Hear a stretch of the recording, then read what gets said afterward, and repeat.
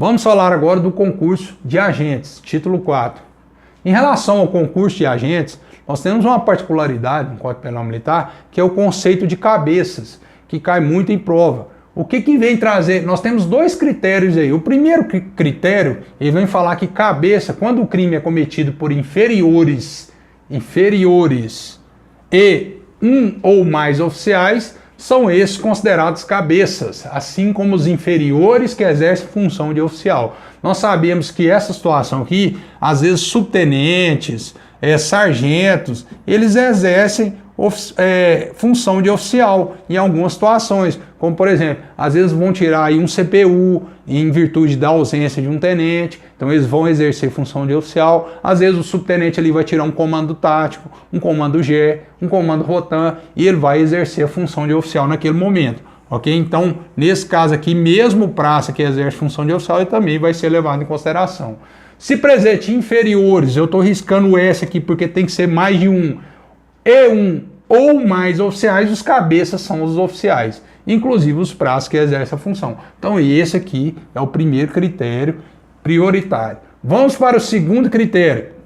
O segundo critério fala o quê? Na prática de crime de autoria coletiva necessária, reputam-se os cabeças, os que dirigem, provocam, instigam ou excitam a ação. Ou seja, primeiro requisito, tem que ser um crime que exige no mínimo duas pessoas, pluralidade de agentes, e os cabeças são aqueles que praticam esses verbos aí, ok? Pode ser tanto o oficial, nesse caso aqui, se tiver só oficiais, vai ser o oficial que está dirigindo, que está provocando. Quanto se tiver só praças, vai ser o praça que estiver nessa situação praticando esses verbos aqui. Se não enquadrar no primeiro critério, nós partimos para o segundo. Vamos para os exemplos, que nós vamos entender essa temática melhor. Vamos lá, exemplo 1.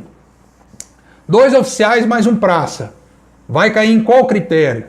Ou seja, nós temos aqui 2 oficiais e um praça.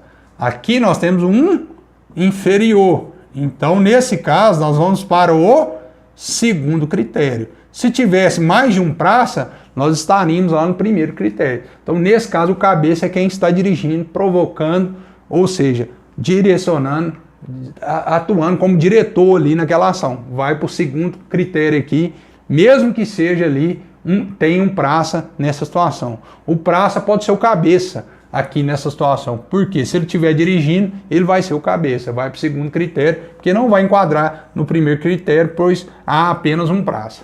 No segundo exemplo aqui, 2 oficiais mais 5 praças. Nesse caso aqui nós já temos inferiores, ou seja, mais de um praça. Nesse caso, quem vai ser os cabeças? Nós vamos para o primeiro critério, serão os 2 oficiais, nesse caso aqui, que temos mais de um praça envolvido. Se um cabo da CIA provoca um motim e o subtenente, que está na função de comando tático, função de oficial, ele não faz nada, ele é o cabeça.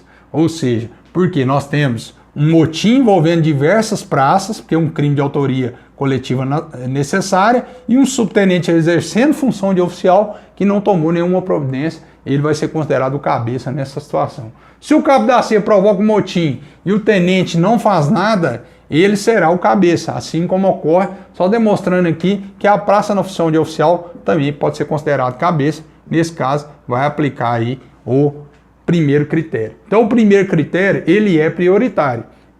E nesse caso aqui do cabeça, nós não olhamos a questão de superioridade. Aqui olhamos os critérios. Ou seja, se tem mais de um praça, nós vamos adotar aí o primeiro critério. Se tem apenas uma praça, nós vamos adotar aí o segundo critério, ok? Se forem só oficiais, vai para o segundo critério. Se forem só praças, também adotamos o segundo critério, quem está dirigindo aquela situação que vai ser considerado o cabeça. O porquê que nós precisamos saber quem são os cabeças? Porque em alguns crimes, o Código Penal Militar, ele prevê alteração de pena para os cabeças. Por exemplo, tentativa contra a soberania do Brasil.